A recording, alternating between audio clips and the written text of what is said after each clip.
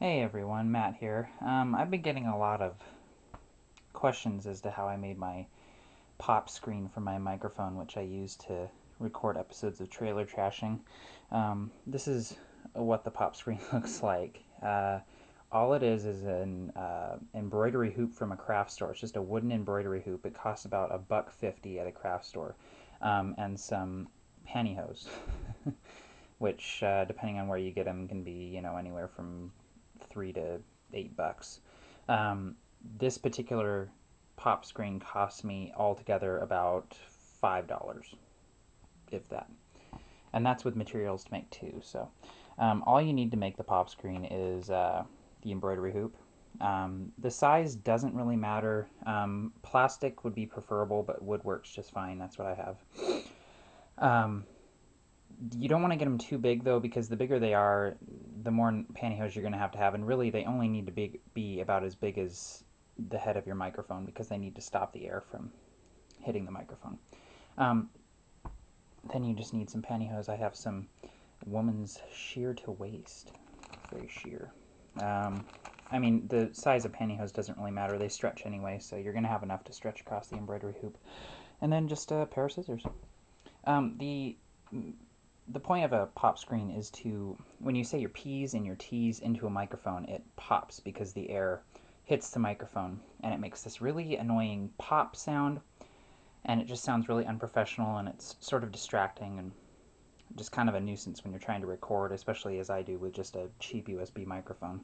So I wanted to have something that was going to prevent that from happening. So first thing you want to do is you want to undo the embroidery hoop here. The embroidery hoop will be made out of two rings here, which the fabric will stretch through and then tighten against. So go ahead and separate those. Then you just want to open up your pantyhose here. Now, you got to be careful with your pantyhose because, well, they can rip really easily and tear. So here you've got your pantyhose. Yeah, cutting up pantyhose in your bedroom is normally weird, but for this it's not. All you're going to be needing for the pop screen is one leg of the pantyhose. So what you want to do is just want to cut off one of the legs at the thigh. It's kind of difficult to cut, but it doesn't need to be a perfect cut. Okay, so you've got one leg of the pantyhose here.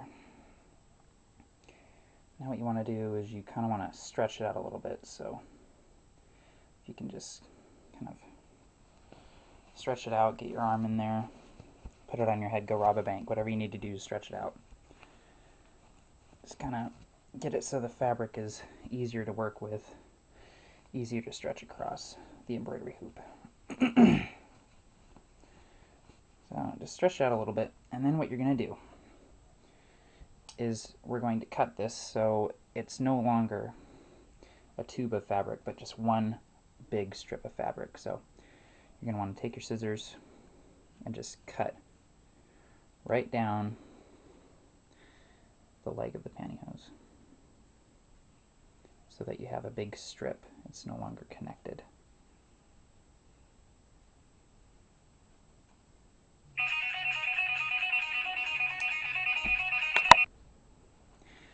Okay, so once you have the pantyhose cut down the middle, they should look something like this. Just kind of a big long strip of flexible fabric here.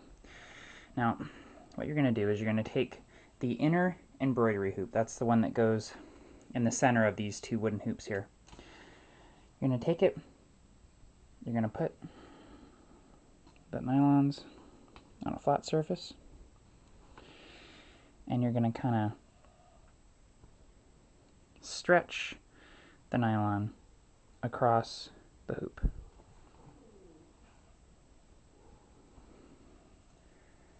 So that the hoop is covered.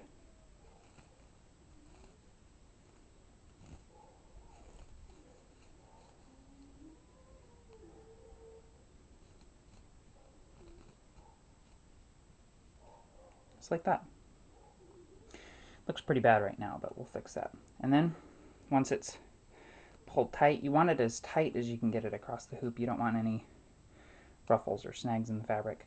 You're going to take the outer hoop and place it over the inner hoop, like thusly, and then tighten it as much as possible.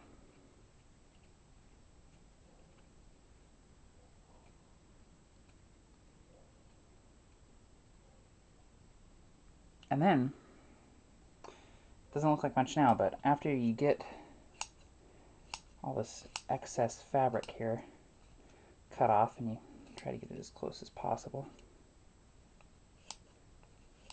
I'm not going to do a perfect job just because I'm trying to show you the basics, but oh, be careful you don't poke a hole through the fabric in the hoop while you're doing this.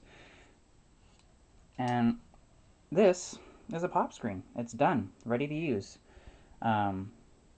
What you do is, what I've been doing is, this is kind of, lame, but you use this little bracket here on the bottom, and I've been using a couple of rubber bands, and I've been rubber banding it to the actual handle of the microphone so that I can hold the microphone like this and have the pop screen in front of it.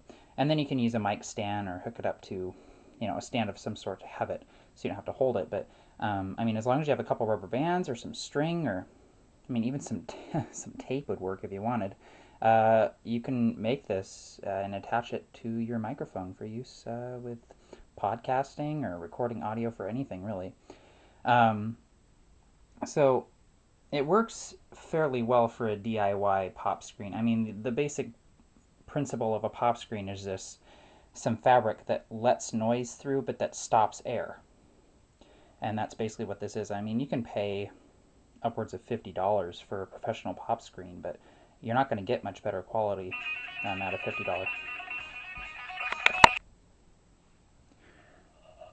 But you're not going to get much better quality.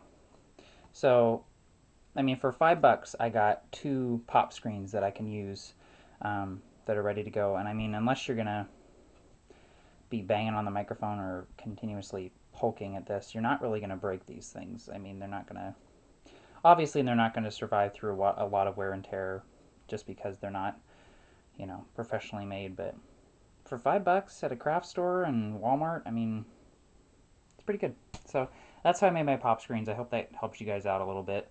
If you have any questions, go ahead and leave me a comment or send me an email or a private message or whatever you need to do. But it's pretty straightforward. So that's it.